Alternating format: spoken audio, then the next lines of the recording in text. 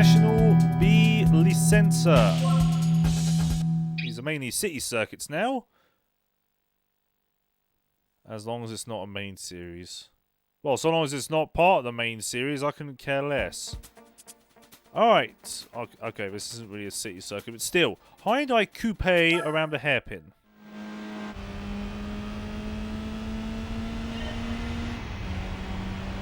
I don't know what version this... I don't know what the version of this car is. I believe it's the 1.6.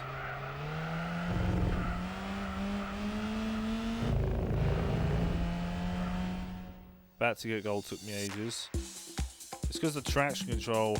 Blame the traction control. This is the car that became the tip. Yeah, it is pretty much a Hyundai Tiburon, but this is called the Hyundai Coupe. Doesn't say anything on there. Ow, I didn't press next, did I? God. What am I doing, man?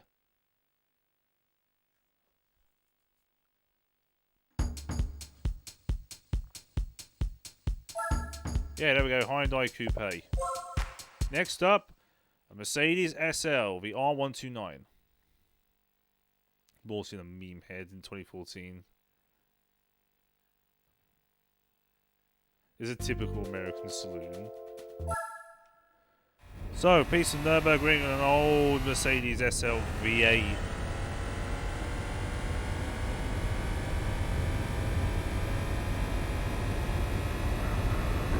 Wasn't exactly a looker. Wasn't exactly great handling, but it still sold in great numbers in America. And I guess that's what matters to Mercedes-Benz. Anyway, that's a silver.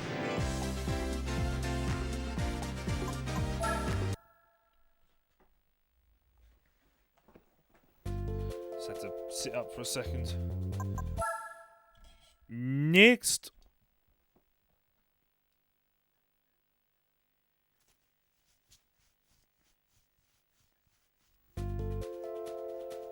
Alright, we are at Suzuka again. Oh god, we yawns. We're at Suzuka again in a Hyundai Prelude. Going around Spoon. Started doing alright, the salve dropped in. Yeah. Oh, stop! I believe it did have a V8. It was either a V8 or V12.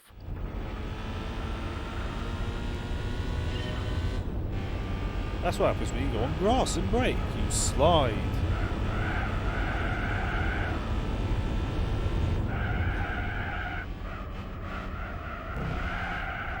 Yeah, Marcus Ericsson was doing very good. Come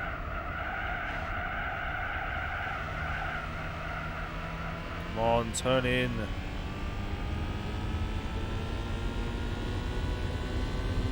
God! God! Are you joking?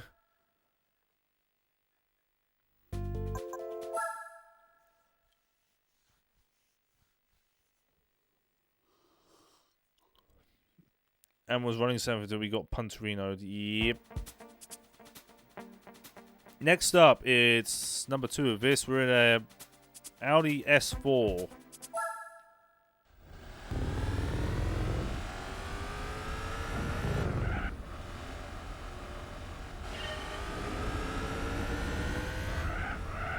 This was bloody difficult, this one.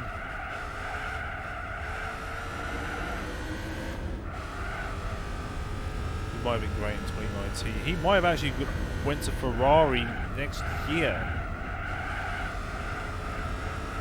But, you know.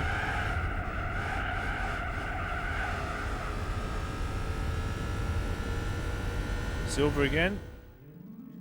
Wow, this is a gigantic improvement over the last times.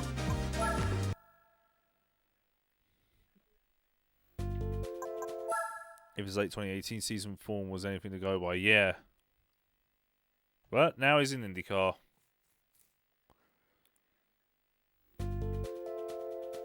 Oh, no. So, we're in a... what is this? A Peugeot 206.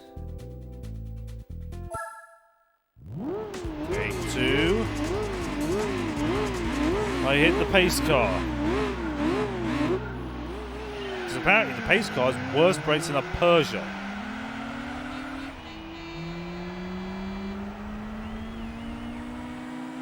I know it is really, really quick, but Jesus.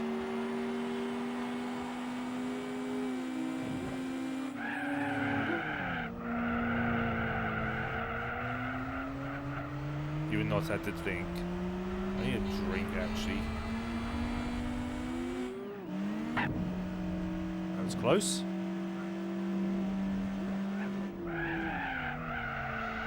I remember Prost F1.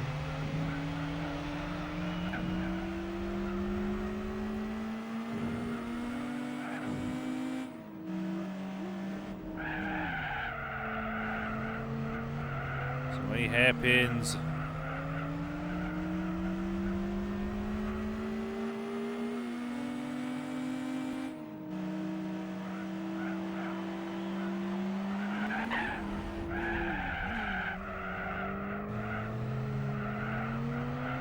That reminds me of Tahiti Maze. It is a bit like Tahiti Maze, only tarmac version and wider and better in every way.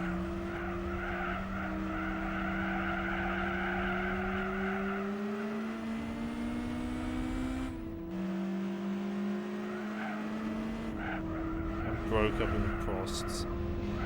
French build quality. They do kind of look a bit alike, only there's much less like super duper freaking tight turns. It is a little wider as well. And the AI simply can't storm ahead. Don't hit the pace car.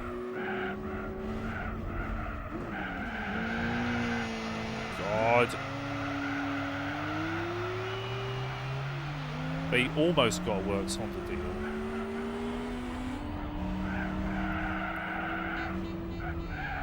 This is the bit.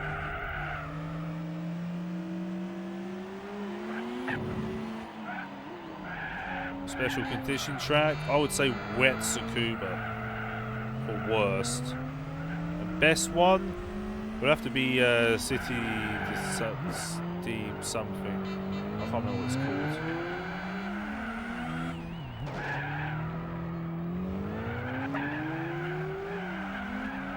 Oh, control for crying out loud.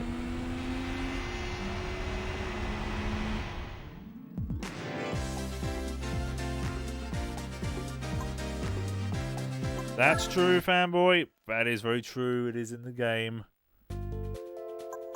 What a magnificent piece of crap that is. Yeah, but I love that track, though, man. No cones!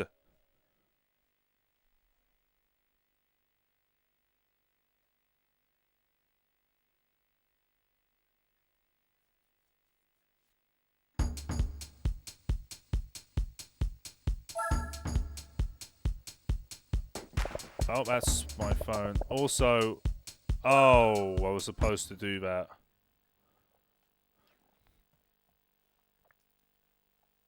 They went with Ligier. Yep.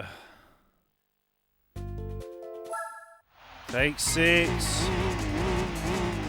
What's third in the championship in Frost?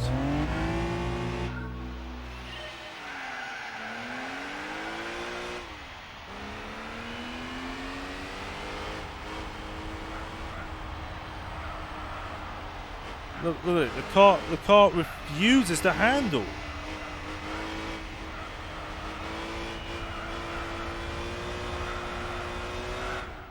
Oh, thank God.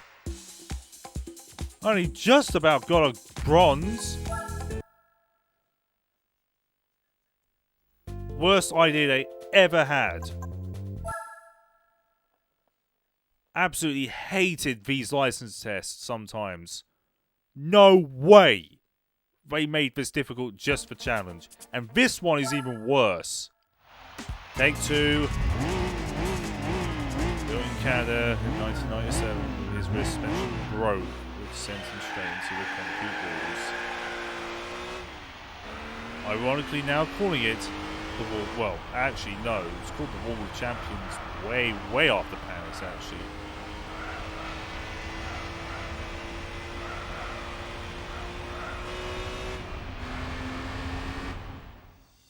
Hooray! No more!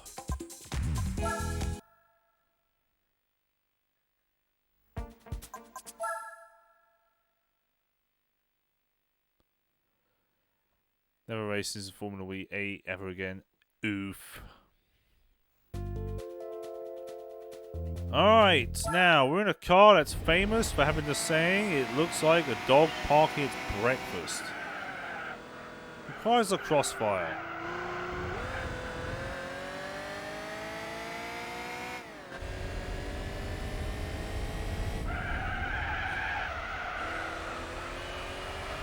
And you missed most of the season. Oof.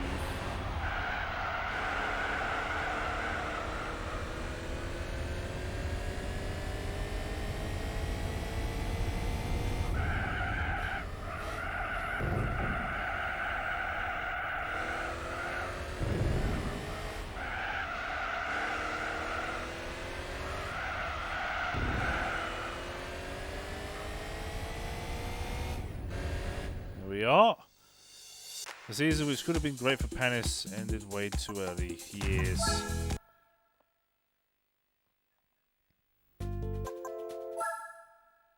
Oh, that's right. It's the coffee break next, isn't it? Oh boy. I say no to coffee break.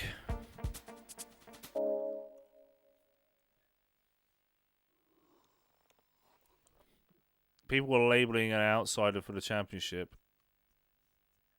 Labeling.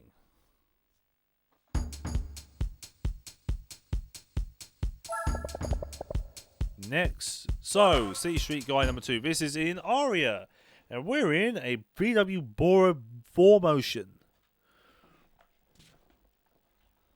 Sounds like a mutation between eagle and a pelican that's screaming to scare people off. My God. So this one is tough but fun.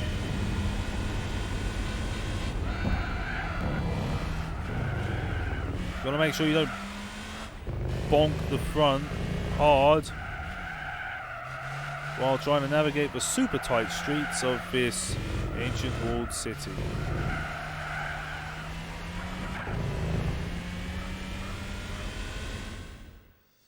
Considering that both Ferrari and Williams kept screwing up, Panis could have been champion, yes. He could have been a championship contender, but unfortunately, he broke both his legs.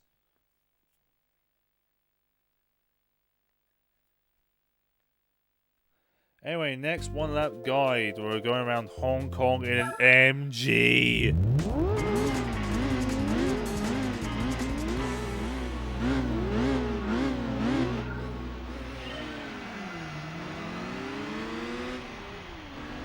The MG TF160.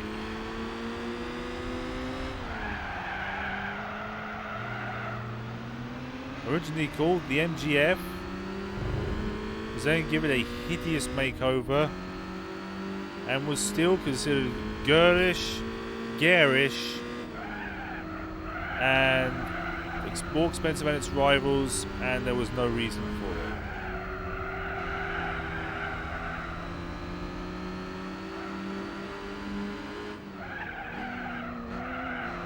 It didn't really handle like a mid-engine car should. Instead, it handled like a pig.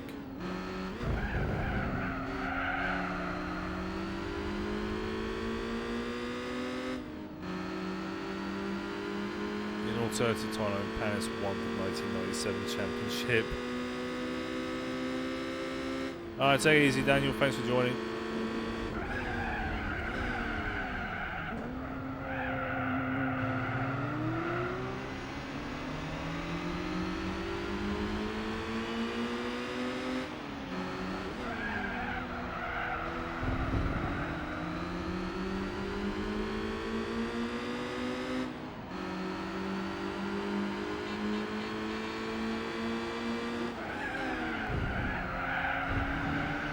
hey, bit of oversteer.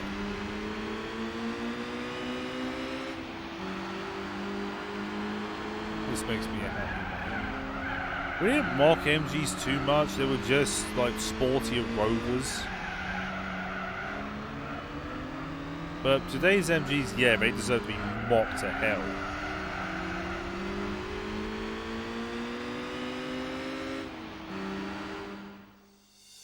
Because they're not really MGs. They're some kind of bad mix between a Chinese designer and a drunk British retro fantasizer.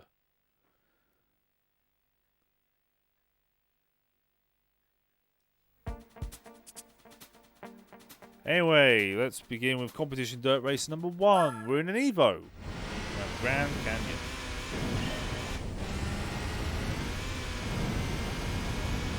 Got to keep your speed up across the bumps.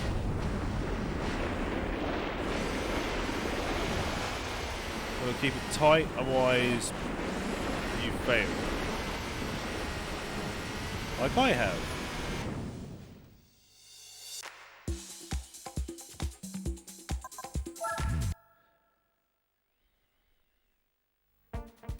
Next.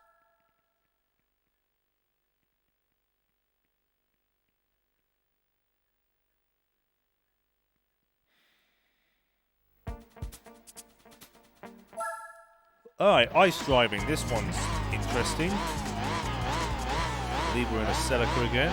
Yep.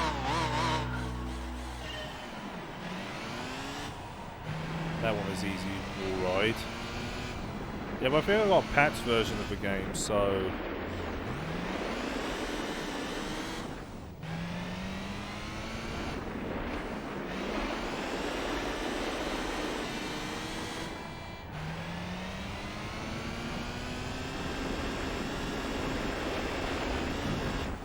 And that's another one done. With the AI driving into a wall. Yeah, that's the first of the new ice tracks they have.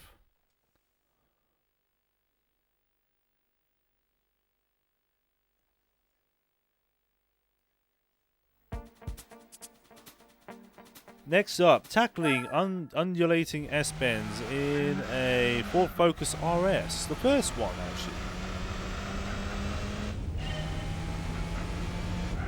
Quite rare now.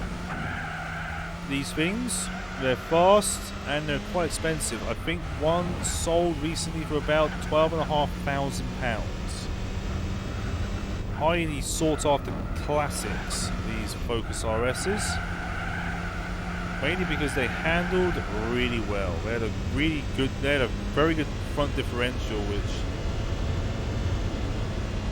Oh god, I forgot to change gear, didn't I? Which cost me the gold! I'm back with pizza. Pizza.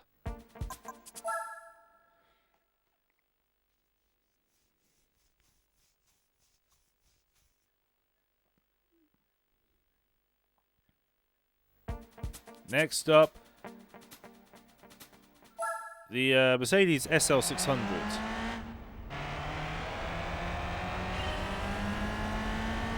I hate the last section of this license test. It looks like the steering wheel and then it gets tighter. But far too late.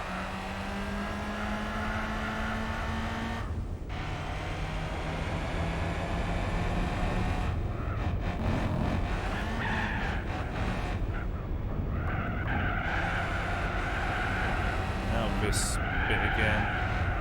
Trick is to go just a little wide on the outside and power on. There we go.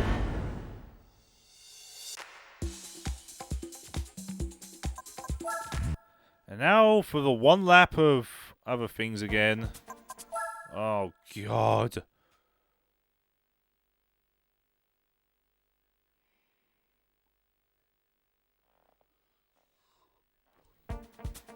Well, see the Aria in an old Alfa. Oh, how I adore the old Alfas. Original Giulietta Sprint. bliss. No traction control.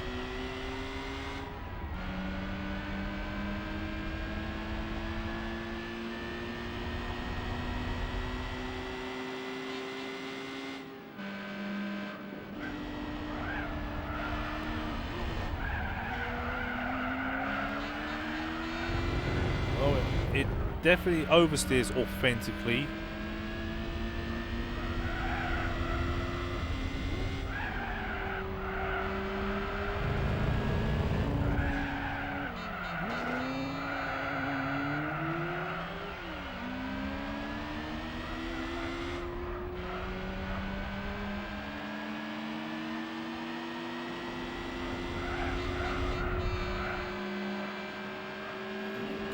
Through the arch, coming up to this super tight streets now. Got to be very well prepared for this. Brake early, staying third so you don't spin the wheels down the hill.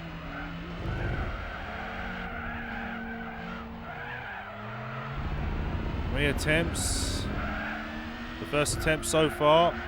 Oh god! Oh god! Also, how you doing, HRD? Right, now take the slipstream. I've got to take the throttle off a little bit towards the end.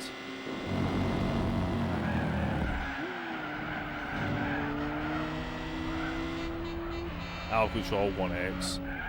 No, loss of control is 2x.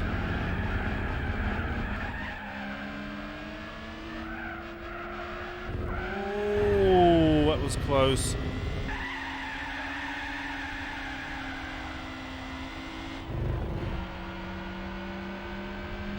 Climbing up the hill very slowly. Of course, these old Alfa engines didn't really have much torque.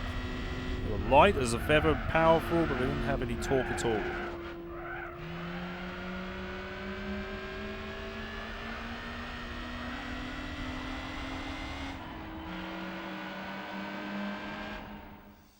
And there we are.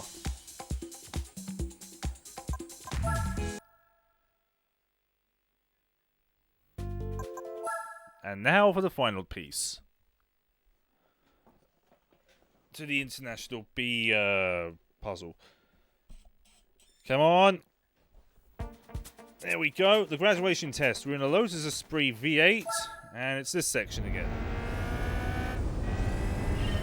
This one was a mess. Really have got to brake early.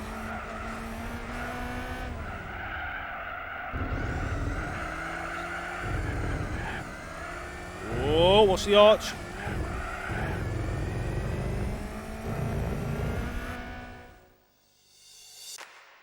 Well, that wasn't exactly good. I like how the Esprit is noticeably faster than any other car in the license test so far. Yeah. Alright, there we go. That is IB completed.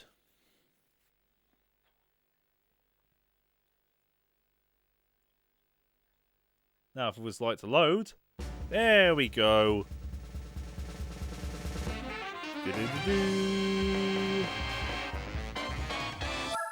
DualShock 2.